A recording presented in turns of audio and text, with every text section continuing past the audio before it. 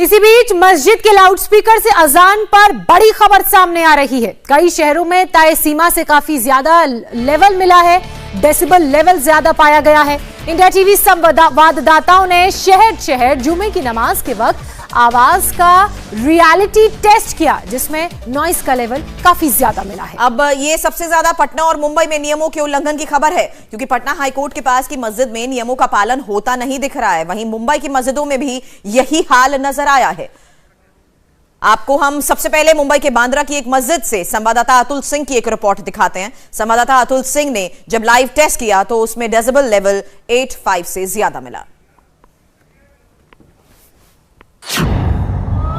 मुंबई के इस समय बांद्रा जामा मस्जिद के बाहर हम खड़े हैं। लाउड स्पीकर को लेकर महाराष्ट्र में जो पूरी राजनीति हो रही है उसको देखते हुए कई सारी जो मस्जिदें हैं वहां पर खुद आवाज को काफी कम कर दिया गया है अजान के समय, ताकि ज्यादा लोगों को दिक्कत ना हो। और उसी का रियलिटी चेक करने के लिए हम यहाँ पर पहुंचे हुए हैं। आप देखिए अजान हो रही है यहाँ पर, लेकिन इसका कितना डेसिबल जा रहा है वो हम आपको दिखा रहे हैं।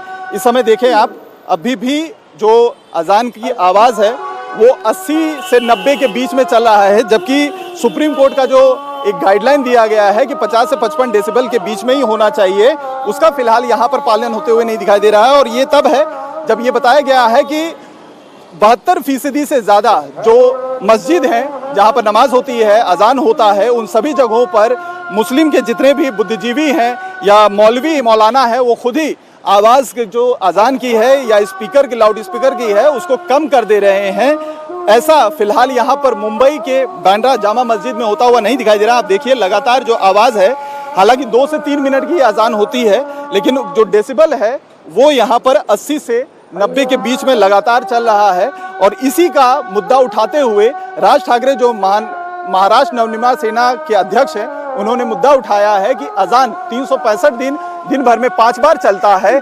ऐसे में 3 मई यानी ईद के दिन तक हम राज्य सरकार को अल्टीमेटम दे रहे हैं कि वो सारे जितने भी लाउड स्पीकर हैं मस्जिदों पर, खास तौर पर जो गलत तरीके से लगाए गए हैं, उन्हें हटाया जाए, नहीं तो वो मस्जिदों के बाहर हनुमान चालीसा का पाठ करेंगे। और इसी को देखते हुए महाराष्ट्र सरकार भी अपनी तरफ से पूरी तैयारी करके रखी है।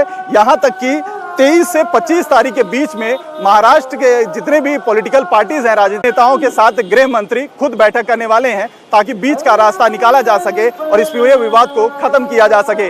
कैमरामैन रंजीत गुप्ता के साथ Atul Singh, India TV, Mumbai. Loudspeaker की आवाज को लेकर जो नियम तय किए गए हैं, उन नियमों का पालन पटना में भी नहीं होता दिख रहा है। पटना से रिपोर्टर नीतीश चंद्र ने एक रिपोर्ट भेजी है, देखिए।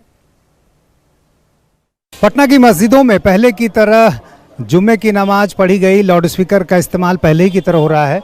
कुछ राज्यों में ज़रूर ये पहल हुई है कि मस्जिदों ने खुद ही आवाज़ कम कर दी है, लेकिन यहाँ पहले की तरह ही नमाज हो रही है। और आज जुमे की नमाज है, काफ़ी संख्या में लोग हैं। पटना हाईकोर्ट मस्जिद है ये, और यहाँ पर जितने लोगों से भी हमने बात की है, सबका कहना है कि इस तरह का कोई सरकार की तरफ से निर्देश यदि आता है तो उसके बाद इस पर सोचा जाएगा, लेकिन फ़िलहाल इसकी कोई आवश्यकता नहीं है। यहाँ हमारे साथ कुछ लोग हैं। ये बताइए कि जो कुछ राज्यों में मस्जिदों ने खुद ही ये पहल की है आवाज़ कम कर देने की, क्या पटना में भी इसकी आवश्यकता है?